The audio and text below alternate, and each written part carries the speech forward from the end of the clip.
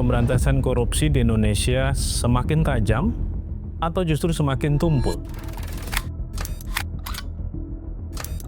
Opini dari Todung Mulya Lubis, salah satu tokoh hukum terkemuka Indonesia, juga merupakan salah satu pakar hukum yang sangat terkenal, mengungkap sisi kelam dari wajah anti korupsi kita hari ini. Opini itu berjudul Langit Hitam Pemberantasan Korupsi yang dimuat di harian Kompas beberapa waktu lalu. Dan sayangnya judul itu bukan metafora semata. Todung mengatakan kita sepertinya mulai kehilangan orientasi dalam memberantas korupsi. Alih-alih fokus pada kerugian nyata, penegak hukum terjebak dalam angka-angka spektakuler yang kadang tidak punya dasar yang kuat. Kasus-kasus korupsi seperti kasus timah dan BBM menampilkan kerugian triliunan memang, tapi mana buktinya? Ia menyoroti kasus misalnya Tom Lembong yang sangat menghebohkan, yang sangat kontroversial. Dihukum atas dasar konstruksi hukum yang dipaksakan, tanpa mens rea, tanpa bukti kuat. Pertanyaannya, apakah hukum sedang digunakan sebagai alat keadilan?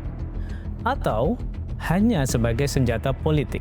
Ada juga miskonsepsi antara korupsi simbolik dan kerugian aktual. Todung mengingatkan kepada kita, tidak semua angka besar berarti negara benar-benar dirugikan. Kerusakan lingkungan, potensi ekonomi harus dihitung dengan akal sehat, bukan dramatisasi. Yang lebih menyedihkan, banyak kasus hanya jadi panggung, showcase untuk konsumsi publik semata, tapi pelaku utamanya seringkali lolos. Dan disinilah cermin dari demokrasi yang mulai terkikis. Hukum dipandang bukan lagi sebagai alat kebenaran, tapi alat kekuasaan. Todung Mulya Lubis menyebut ini sebagai gejala dari creeping authoritarianism, keyakinan publik yang semakin runtuh, lembaga hukum makin tidak dipercaya, meskipun ia juga mengingatkan satu hal, jangan pesimis, jangan diam, perubahan harus dimulai dari bawah. Di sisi lain, bagaimana opini publik menilai kinerja pemerintahan Prabowo Gibran soal pemberantasan korupsi? Ada beberapa survei dari lembaga survei nasional yang bisa kita rujuk. Misalnya, survei Litbang Kompas pada April 2025 lalu.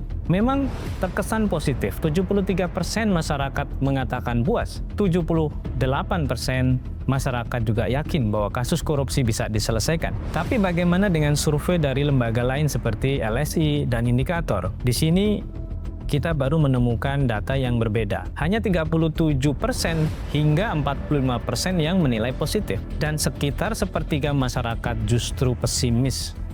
Lalu bagaimana pendapat dari lembaga-lembaga yang selama ini mengkritisi kebijakan pemberantasan korupsi di Indonesia? Sebut saja misalnya Indonesia Corruption Watch. Mereka menilai pemerintahan hari ini terlalu ramah pada koruptor. Ada gagasan kebijakan mengenakan denda damai dan pengampunan asal uang dikembalikan. Ini tentu berbahaya karena pemerintah dianggap ramah terhadap koruptor. Tidak ada ketegasan dalam memberantas korupsi. Selain ICW, ada juga lembaga lain seperti Pukat UGM yang kemudian juga mengkritisi beberapa kebijakan pemberantasan korupsi di Indonesia yang mulai kehilangan arah. KPK kehilangan independensi, Undang-Undang KPK 2019 membuat KPK tunduk pada pemerintah. Lalu bagaimana RUU perampasan aset? Masih mandek sampai hari ini. Di banyak lembaga masyarakat sipil, mereka juga mengkritisi berbagai proses pengambilan keputusan yang bermasalah. Revisi undang-undang dilakukan diam-diam, cepat, dan substansinya bermasalah. Demokrasi dicekik, suara rakyat dibungkam.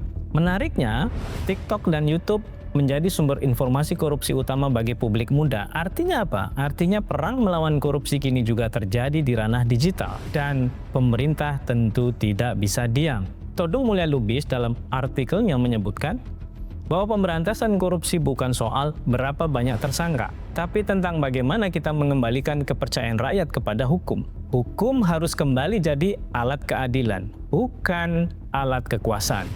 Apa pendapatmu soal pemberantasan korupsi hari ini? Tolong tulis di kolom komentar dan jangan lupa subscribe untuk konten-konten kami berikutnya.